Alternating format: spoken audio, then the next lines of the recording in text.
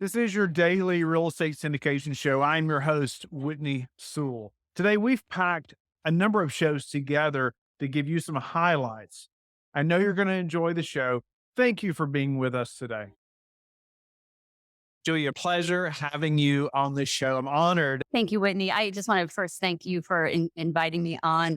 And I want to create value for the listeners. And I just want you to hear me out a little bit. I'd like Whitney said, I have the other side to this story. A lot of you know my husband, and he's very successful in what he does, but there is a second part to it. And the struggle is through, well, we'll talk about it through the podcast. And I definitely want to get into some of the details and the difficult moments, but it's there. And I just want to give value to your listeners. Wow. Awesome. Well, I want us to just jump right in and I want you to share maybe a little bit about, hell, I want us to talk about some of those struggles, right? And Okay. difficulties and how your role in that is so crucial, right? And just the family component, the spouse, the support, all those things that, like I said, are not talked about. Let's just jump right in there. And maybe you can go back to some of those struggles or when you all were starting your business or some decisions that had to be made, how you all stayed on the same page and what that looks like with children. And let's jump in.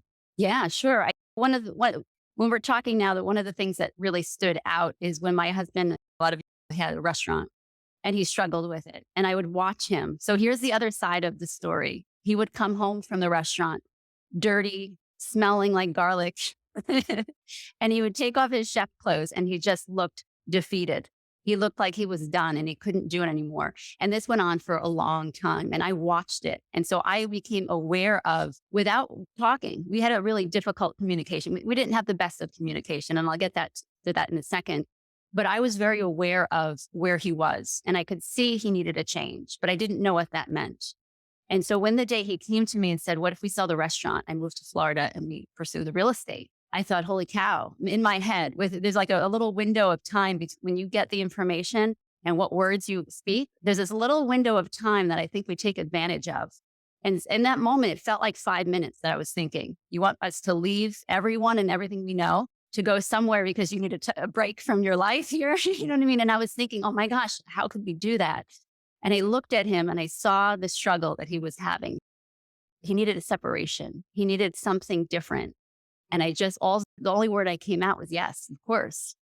And I thought, holy cow, did I just say that? Is this what we're going to be doing? Because here's the thing. In the meantime, as he was doing the restaurant, what he was doing is he was trying to figure something else out, and that was real estate. And he didn't just come home from work and sit on the couch, watch TV, do video games, whatever anyone does these days, go out drinking with the guys. He came home and educated himself. And I saw that with my own eyes. I saw him trying to get to a different part of his life, away from the restaurant and into something else. And here's my thought with the listeners out there. If you're trying to explain to your wife or get their support, are you putting in the effort, and do they see it? A lot of times we just talk, hey, I'm doing all this work, but do they see it? And I saw it. And that's why it was more easier for me to say, yes, let's take it on, because it's scary. But I had trust in him because he was putting in the work and I saw it. That's so important. I know lots of guys who do not have support, right? Or there's so much fear in taking a leap Yes. like this, right? It's so easy to get so burdened by the fear and really, and just hold you back, right? I just stress, man, if your spouse is not on the same page, it's going to be such a struggle, right? And it's probably not with the word because it's difficult getting a business started, right? And it's Yes. so time intensive. And so maybe how did he express that? Was this before he said, hey, why don't we move to Florida to do this thing? And that seemed like, oh my goodness, oh, can we really do this? Was he already putting in that time ahead of time? Did He you already was. see this happening? Like you saw, this is something, okay, he's going to be serious about this, Mhm.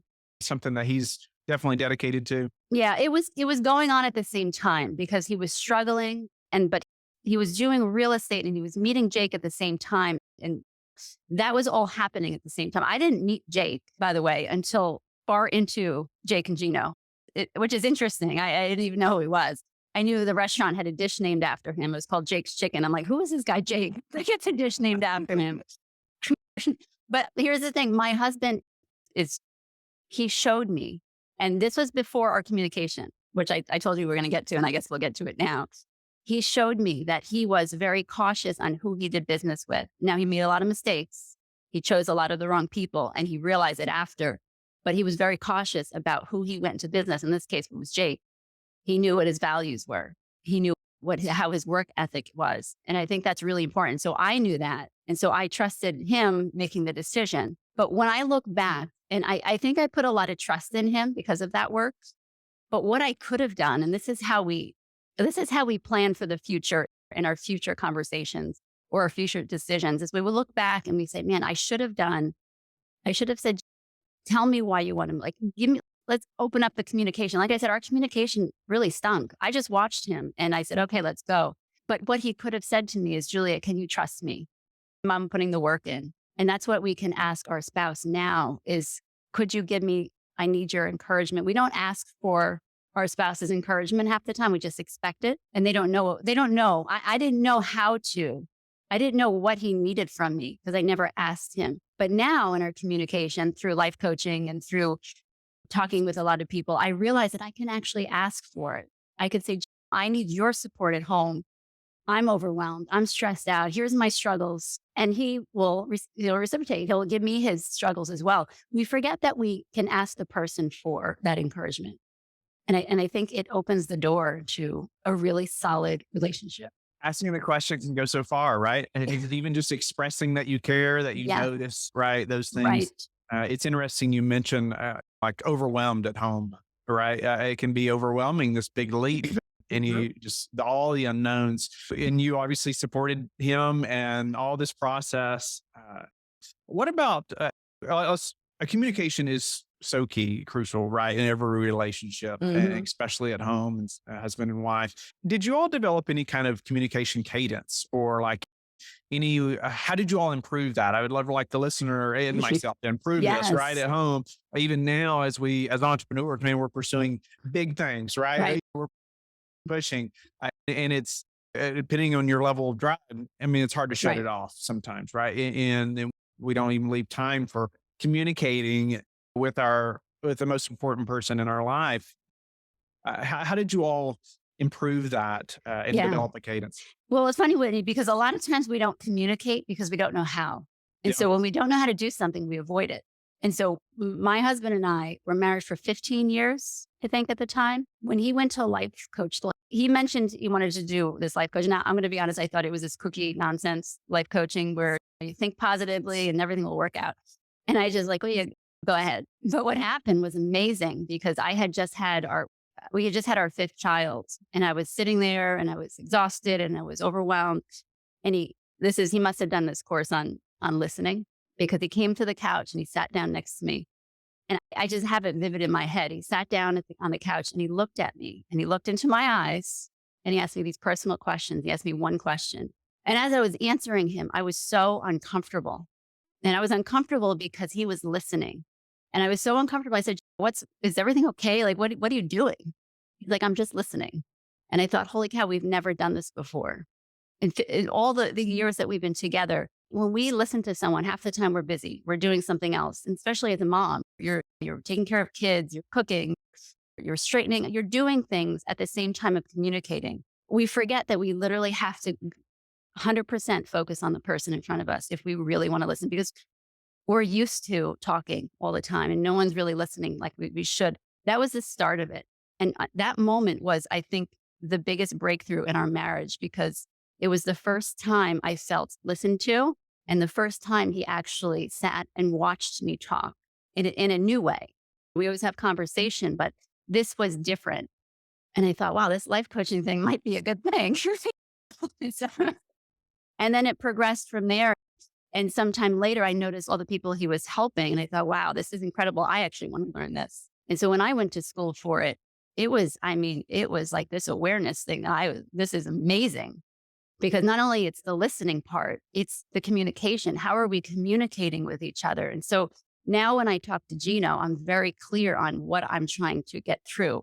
A lot of us women babble. It's just the reality. We go off emotion sometimes. We don't really make sense. And my husband can say, Julie, what's really going on? He can ask me the question. And I think that's part of the communication is the back and forth, the understanding of what the person is trying to get out. Because a lot of times we leave the conversation and a lot of times our husbands are confused.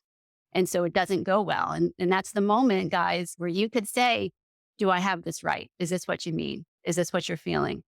We can communicate that back to the person and they could say yes or no. And if it's a no, we can clarify it. And then it goes into our reaction to what's being said. My husband wants to come to me and tell me things, but if I'm going to overreact about everything he does, well, guess what? He's not going to come back. He's going to go to someone else and talk to them. So I have to be responsible on how I react to when he's trying to tell me something. Am I being aware of it? There's many times he would come up. He's like, we just got another deal. And I was like, oh, that's nice. And I would go off and do what I had to do. Now, I didn't realize that he hated that. He felt like I didn't care because I didn't understand it. I didn't understand what that meant because there wasn't that communication of, here's what it means. Let me sit down and show you. Because a lot of times being on the other side, I don't understand what it means to get another deal. Okay, I get it. You bought something. Eventually we'll make money off of it. But I want to share in his excitement, but I didn't know how. You didn't know how that deal affected you and the kids. Yes. Yes, it really. And I know that sounds ridiculous to a lot of you, but we really don't understand. I needed him to show me, look, now we could do these things. Now we can help these people that we couldn't do before. And that was the biggest thing was when we moved to Florida, we were by ourselves. And it took me a few years into being here, which is only like 3 years ago, that he's like, listen, well, here's financial freedom. Here's what it means. Guess what? We can help your mom move down to Florida. We can help her with finding a place because we have the money to do it. We can fly the kids' friends down and take care of them for the 2 weeks. You know what I mean? And so for a second, I was like, oh, I understand now. So my husband had to make it that I understood, not another real estate investor, but his wife who doesn't do real estate. I needed to understand it in my language. And it took a while for him to figure that out and me. But I'm just putting it out there that if your wife or your child or your parents or somebody doesn't understand the excitement behind what you're doing, explain it to them in their language so they could understand it. And then they could share in your excitement. It's like painting the vision that he has in a way that you can and the kids can understand. Right. On that note, I want you to be able to elaborate a little bit on like managing the kids during this time as well. Right. I mean, you said you had 5 kids when you moved to Florida. I mean, it's like no small. 6. We had another one. 6, no small feat. Right. Yes. I mean, planning to move, all this change, kids that are already have friends and are established potentially in the community and church and all those things that are so important to us. And now it's like, okay, now we're going to move everyone. Speak to managing the kids during that time, maybe setting expectations for them, encouraging them, right? You know, how we're talking about him communicating with you. Well, you almost have to communicate with kids and as well, but maybe in a little different way too, right? Or painting that vision for them. How did you all do that? So maybe there wasn't massive fear. Maybe they were excited, but how did you all do that? It was a huge challenge. And I think every time we get into a situation like that, we mentioned it to the kids, it was devastating. And I want to be clear, it wasn't like, hey, we're moving to Florida. It was really a challenge on each one of them and each very differently because we have to remember that each of our children are so different. They handle things differently. We need to talk to them differently. They're not a one-size. So you couldn't just like sit everybody down and have one conversation. Everybody's ready to go, right? It was not. It was really, there were surprises. There were my oldest was like, oh, that might be fun. And I thought, oh my gosh, you were the one that is connected with all the people here. But we did in a group say, listen, this is what we're going to be doing. But then I had to go separately to each one of them. And it was a challenge for years. It wasn't once we got down here, everything was fine. There's still, we've been here for 5 years and there's still tears once in a while that they miss what they used to have. And as a parent, we want to take care of them. We want to fix it, right? Our desire is to make it where nothing's wrong. Everything's happening. I was always great and joyful at home. And what happens when we do that is we're just masking up what they're feeling. And I had to experience this and learn it. So I didn't know this ahead of time, but I had to realize that I was devastated too. And they needed to see that. They needed to see that their emotions and what they were feeling. Sometimes we try to avoid it. We try to avoid the pain. We try to avoid the fear. And so we pretend like we're okay. But it's okay because we have to be in that moment for a little while. We have to be devastated and painfully miss our family up north and just like our identity up there. And so I had to figure out over the years how to say, you know what, I'm upset too, and let them see the piece of me where it's difficult. But one of the things too is that when we're the parent, we're the leaders, right? We're guiding our children, and our communication between the spouses is super crucial. My husband and I had a lot of disagreements, a lot of arguments through the time. And a lot of us want to hide in the other room so the kids don't see it. But it's good for them to see that. It's good for them to see that we disagree and we argue and then we make up and then we talk about it. Because otherwise they're going to grow up thinking, well, marriage is perfect. There's no arguments. Everything should be. And then they get into a marriage and they're like, wait a second, this is not what my parents had. They had the perfect marriage and they're expecting it as well. But it comes back to the responsibility for me as the mom to guide them as best I can and to say, it's okay to be upset. It's a challenge. It really is. And every decision we make affects everyone else in our life. When we decided to move, it affected not only our family, but everyone that we left. Yeah. That's Yeah. something that we forget. Maybe I like how you're ultimately talking about being transparent, right? With your struggles to your children. And so they don't even feel alone in this struggle. It's like, no, mom or dad is struggling with this as well. And they get to see you all walk through that, right? And really live that out in front of them. It's so important. So you talked about how you all had to work on communication. You had to work on, there were struggles, right? What's a struggle that you would share with the listeners? Say, you know what, this is going to happen. This happened to us. This is how you could be working through that before it happens, or like something that was like almost ended this whole thing for you all, or almost made you all not move or to go back, or those things. One of the things that I actually dealt with when we moved down is my husband and his identity was up north. Now it's funny because he had the restaurant and we lived in a small town. And everyone knew me as Julia, Gino's wife from the restaurant. And now they all know me as Julia from Jake and Gino, his wife. And so it's that identity. When we came down, the most interesting thing happened is we were here and I've never in my life felt so lonely.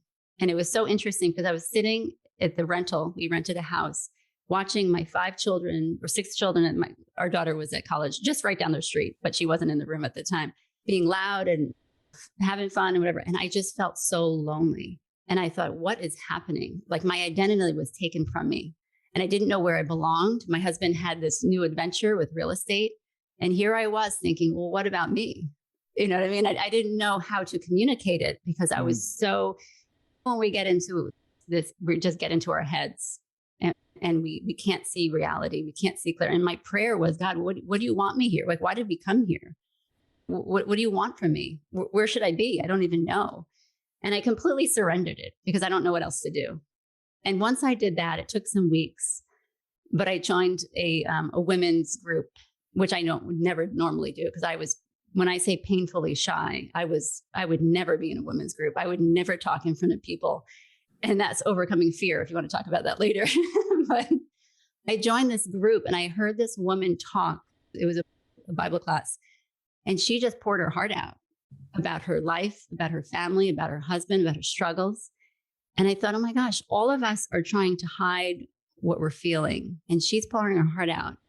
And it felt like, well, all of us are experiencing this. And so that's what triggered me to say, I want to help other people realize that all the struggles with marriage, family, all the difficulties, we're all going through them and we're all supposed to be doing them together. We're supposed to be talking about them. We're not supposed to be hiding our difficulties because as the wife of Gino, we all know Gino Barbaro, who is just like a go-getter.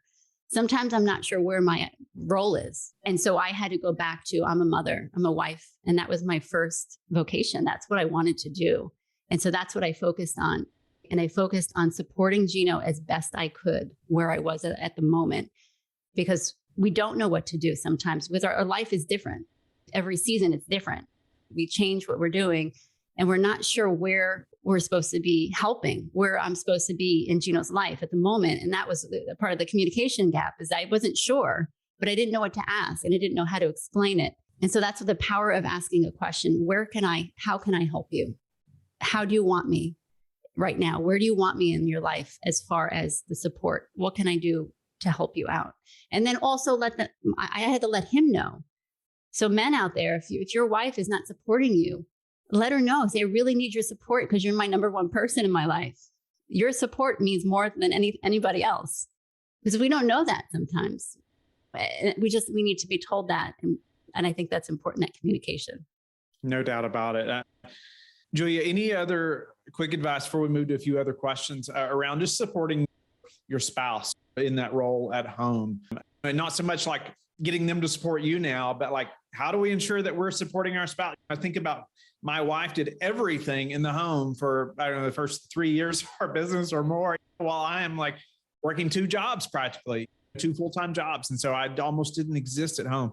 And so I think about, man, how, looking back, obviously she's just amazing. The Lord sustained us, no doubt about it. But I look back and think, man, I probably could have done this or that and supported her better during that time, even though she hung in there. But how can we support our spouse at home best? Obviously, we're asking those questions, but any other thoughts around that? Yeah, I think the awareness. I did this experiment, I guess, if you want to call it, where I didn't talk much. And I literally just sat in the room and observed. I observed my husband playing with the kids one day. And I thought, I've never really watched him. I mean, he played with Barbies. And I thought it was hysterical. He was Ken. And I thought, I never actually sat for a second and watched him. And I encourage you to just try it. Watch your spouse playing with the kids, cooking a meal, whatever it is that they do, because you're going to see them differently. You're going to be more aware of what they're doing for you in your life, what they're doing to support the whole family. And it's that awareness is really the number one part of the communication, because you see the softer side of them that we're hard on each other. Let's just be honest. And I think we're hard on each other because we see the potential in the other person. We know that they could do it. And so sometimes it comes out wrong, but there's a softer side to it. And I just want everyone to do what I did, sit in the room and observe your spouse. And then later on say, I noticed before how you played with the kids, or I noticed before you were making dinner and you look so beautiful. Something like that, where you're actually letting them know that you're aware of them. Because a lot of times we're busy. A lot of times the husbands are busy wherever they are, whether they're working. I was always busy with the kids and I was focused on that. And we have to take a step back and have like a timeout. When you talk about kids, we have to have a timeout and just be aware of the person. And from there, you said something. When you said, I wish I could go back and say certain things. A lot of times we learn from our past. Okay, we think sometimes about our past, like, oh, I can't believe I didn't do that, or I can't believe I said that. But we are supposed to be learning from it. And so if we go back in time and say, I wish I said all these things, well, you can say them now. You can say to your wife, I remember some of the things I should have said was this. I noticed you did this and this. That means everything to us.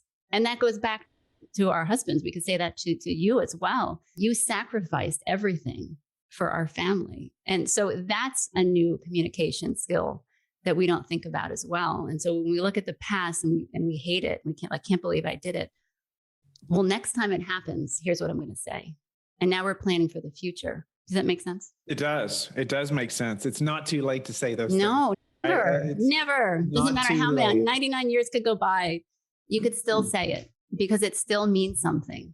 It's that awareness of the person who is everything to you. And sometimes we put all that effort into random people in our lives, whether they're employees or something. We treat them amazing and we go home, and you know what I mean? So we have to, that responsibility and that focus on our values really comes down to it. It's a real shame. It's like especially as entrepreneurs, we get so driven in business, right? And we're like so dedicated to figure these things out. Like whatever minute, I'll figure it out. I'll just go do it. Right. But then the people often we love the most are the ones that are like suffering. We're not pursuing that same drive for excellence at home as much as we are in our business.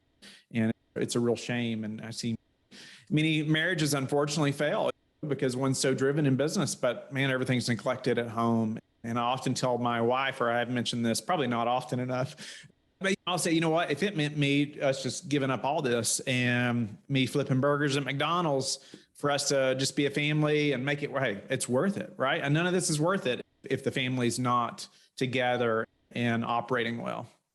Yeah, it's the balance, Whitney, right? It's the balance. And I struggle with that at this moment in my time because I'm like, am I doing too much? Am I spending enough time with the kids? And it's a constant.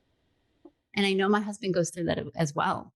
Am I working too much? You're trying to run a business. You have people working for you. So you're trying to make sure that's all going well. And then you're going home and try to run a family. And it's just like juggling. It's a juggling act that you're trying to figure out. And every few months it's different because the kids change. They grow up a little bit. It's like, oh, a new person in the house. What's happening?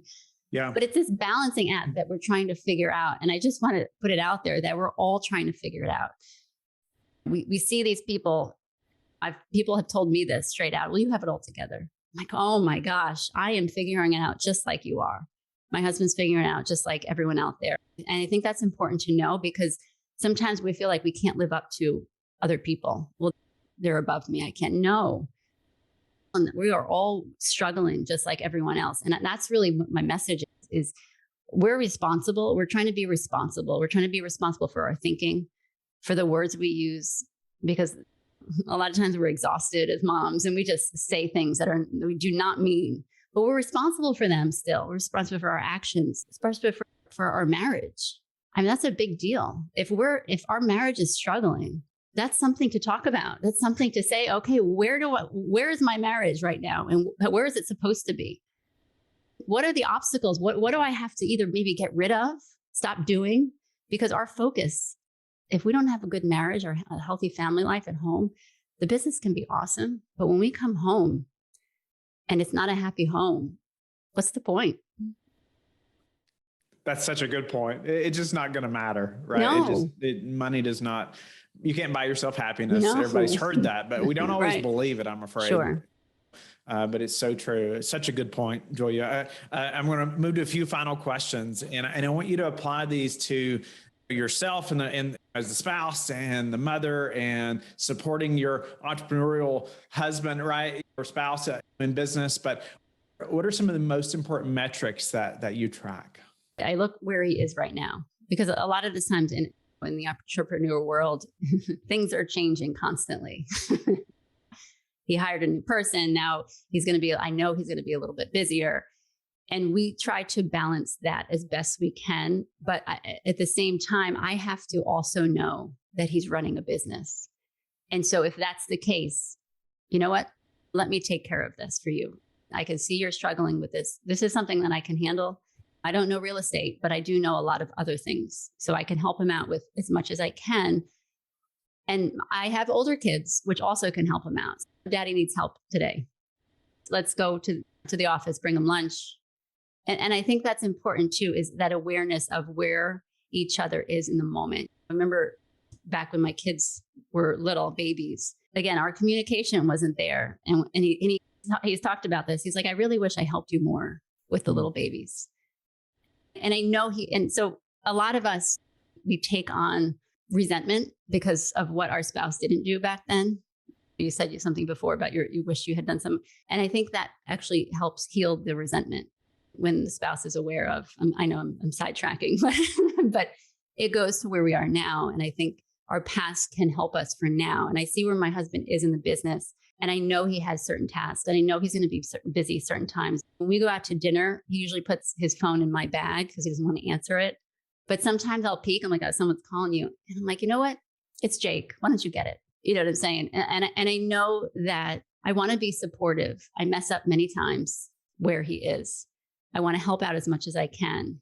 And if I know where that is in the moment, then I can help him and support him. But me nagging at him, he's not home on time. Me nagging at him that he's doing too much work, which I do. I have to say, I do. I'm not perfect. I'm so far from it. I have to say, oh my gosh, sorry for nagging you. I've been hard on you. Because again, if your communication is there, my husband can go to work and succeed because he doesn't have to worry about our relationship because we're being worked on. I hope that answered your question. I know it's good. Sidetracked a bit. It's all amazing stuff. I hope the listeners are taken to heart. Grateful that you're doing that now. How can the listeners get in touch with you or learn more about you and your books? Yeah. If you go to jakeandgino.com /coloring pages, there's information on there. There's even printout for the coloring pages, which is Cool. Amazon has the book, and I'll give you a link for a free PDF as well. And viewers can just download that and get the free PDF. And I love when people send me their stories, when they contact me on email, juliabarbaro@gmail.com. I would love to get in touch with you.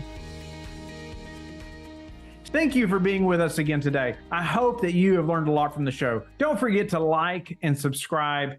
I hope you're telling your friends about the Real Estate Syndication Show and how they can also build wealth in real estate.